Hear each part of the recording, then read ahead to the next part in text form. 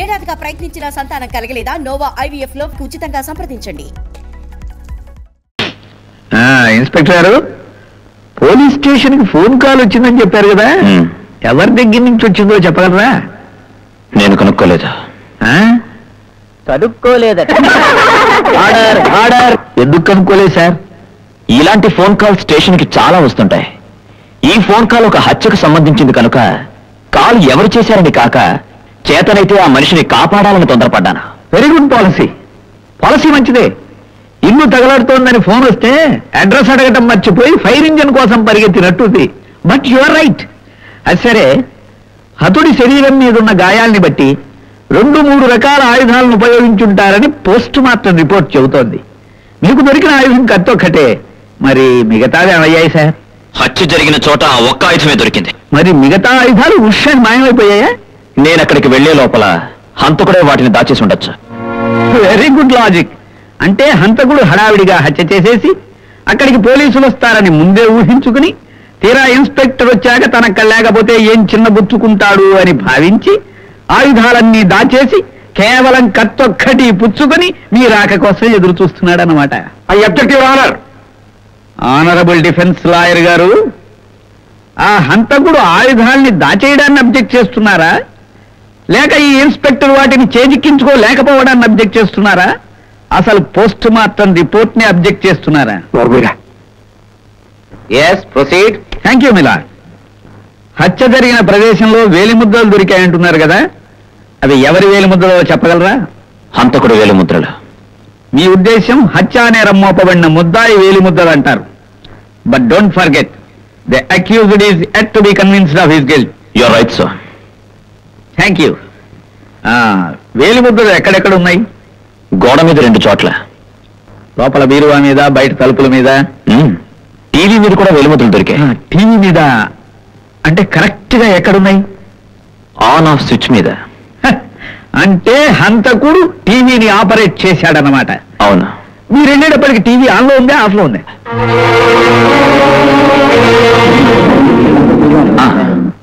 Of లో ఉంది.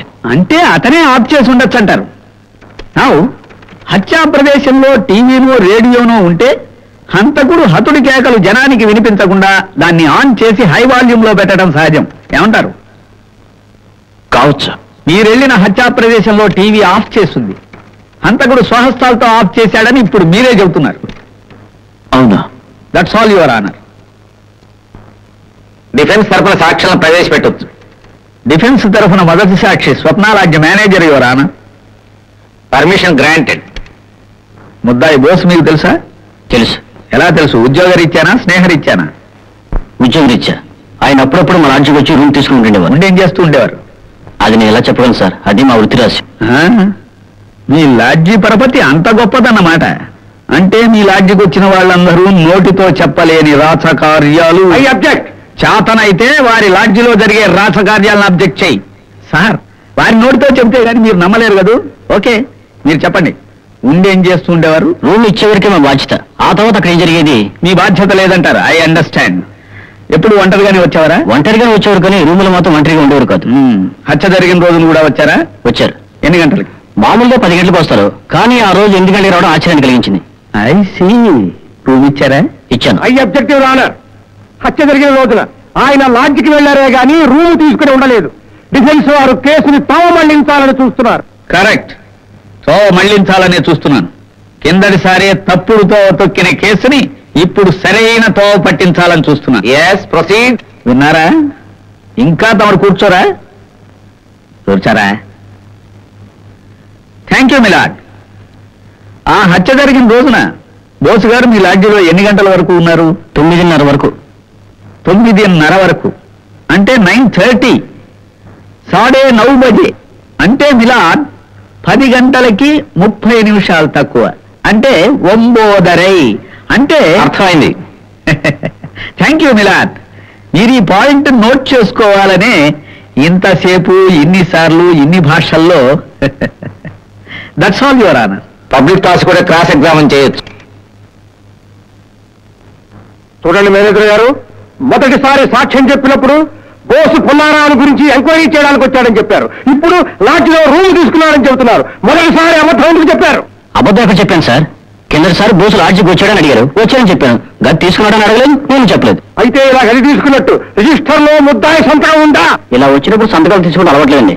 అంతెందుకు, మీరు వచ్చినప్పుడు ఎప్పుడైనా సంతకం తీసుకున్నావా?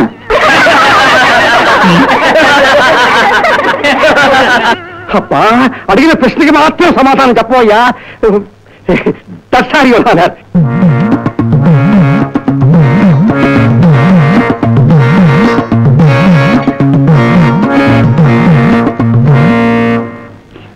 యారా, నీ పిల్లలకి పాల డబ్బాలు కొనటం, వాళ్ళని స్కూల్కి దించటం, ఆఖరికి నీ మనవాడి బారసాలకు కూడా నన్ను తమ్ముడు తమ్ముడు అని పిలిచేవాడివి.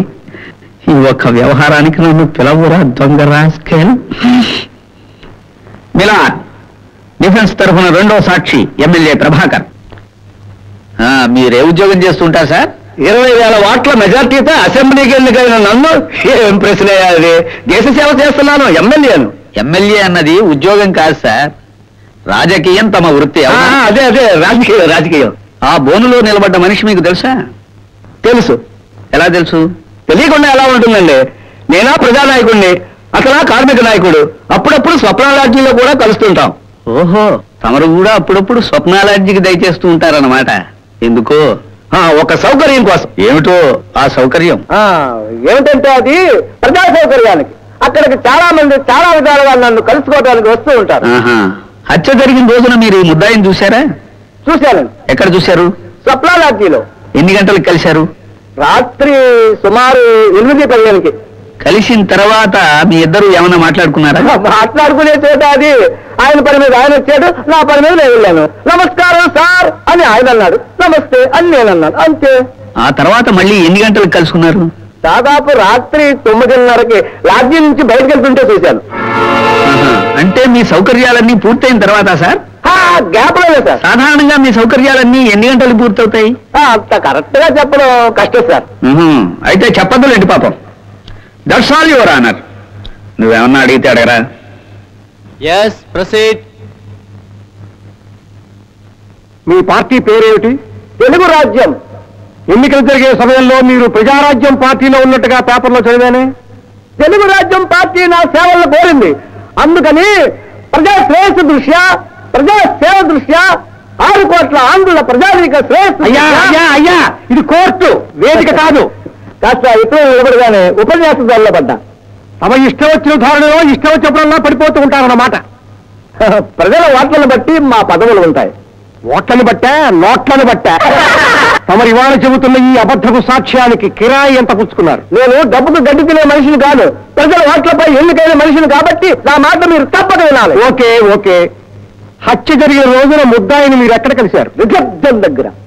ఆ తర్వాత ఎక్కడికి వెళ్ళారో, ఏం చేశారో తెలుసా? అదంతా నాకు తెలియదయ్యా.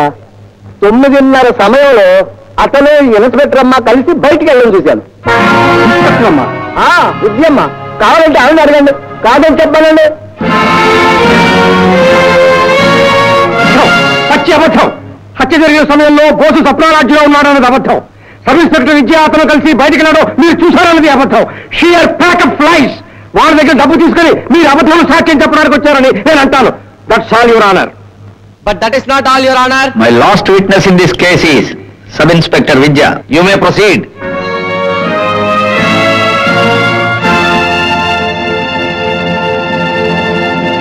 దేవుడి మీద ప్రమాణం చేసి అంతా నిజమే చెప్తాను, అబద్ధం చెప్పను. మీరు ఏ ఉద్యోగం చేస్తున్నారు మేడం? 2 టౌన్ పోలీస్ స్టేషన్లో ఎస్ఐగా పనిచేస్తున్నాను. మీ తండ్రి గారి పేరు? రాధాకృష్ణమూర్తి గారు. మీకు పెళ్ళయిందే? అయింది. మీ వారి పేరు? ప్రసన్న కుమార్. వారేం చేస్తుంటారు?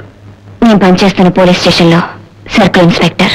ఒక బాధ్యత గల తండ్రికి కూతురుగా, ఒక పోలీస్ అధికారికి భార్యగా, అదే పోలీస్ స్టేషన్లో ఉద్యోగం చేస్తున్న మీరు పోలీసులకు వ్యతిరేకంగా సాక్ష్యం చెబితే ఎలాంటి పర్యవసానాలను ఎదుర్కోవాల్సి ఉంటుందో ఆలోచించారా?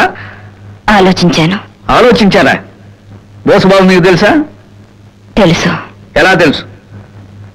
మా అక్కకి భర్తగా. ఆ హత్య జరిగిన రోజున మీరు ఇతన్ని చూశారా? కలిశాను.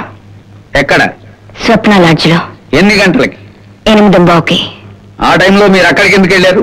రైడ్ చేయడానికి. మీరు రైడ్కే వెళ్ళారనే ఆధారాలు ఏమైనా ఉన్నాయా? లాడ్జ్ రిజిస్టర్లో నోట్ చేశాను. స్టేషన్ జనరల్ డైరీలో కూడా ఎంట్రీ వేశాను. ఆ రోజున మీకు అక్కడ ఏమన్నా కేసులు దొరికినాయా? 10 మందిని అరెస్ట్ చేశాను. ఎన్ని గంటలకి రైడ్ పూర్తయింది? 8:30కి. 8:45కి మీరు ఎక్కడున్నారో చెప్పగలరా? 9 గంటలకి. 9:15కి ఎక్కడున్నారో దయచేసి చెప్పగలరా? మీరు ఒక పోలీస్ అధికారి. నిరపరాధిని రక్షించడం మీ ధర్మం. మీరు మౌనం వహిస్తే నిష్కారణంగా ముద్దాయి ప్రాణం పోతుంది. నిజాన్ని ఒప్పుకోండి. ఆ రోజు మీరు రైడ్ పేరుతో స్వప్నాలాడ్జికి వెళ్ళింది కేవలం బోస్ బాబుని కలవడం కోసం. 8:30కే మీ రైడ్ ముగిసిపోయింది. కానీ 9:30 వరకు మీరు లాడ్జిలోనే ఉన్నారు. 9:30 తర్వాత మీరు బోసుబాబు కలిసి బయటికి వెళ్ళడం ఎమ్మెల్యే ప్రభాకర్ రావు గారు చూశాడు. అంటే మీరు 8:30 నుంచి 9:30 వరకు స్వప్న లాడ్జిలో రూమ్ నంబర్ 31లో బోసుబాబు గారితోనే గడిపారు అని నేనంటున్నాను.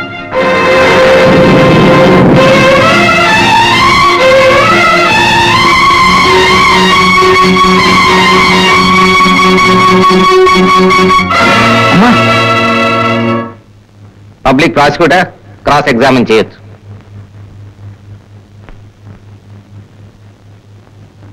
ఆడదాని నైతిక పతనం ఇలా 10 మందిలో బాహాటంగా వెల్లడయ్యాక క్రాస్ ఎగ్జామిన్ చేయవలసింది నేను కాదు, యువరానర్, ఆమె భర్త.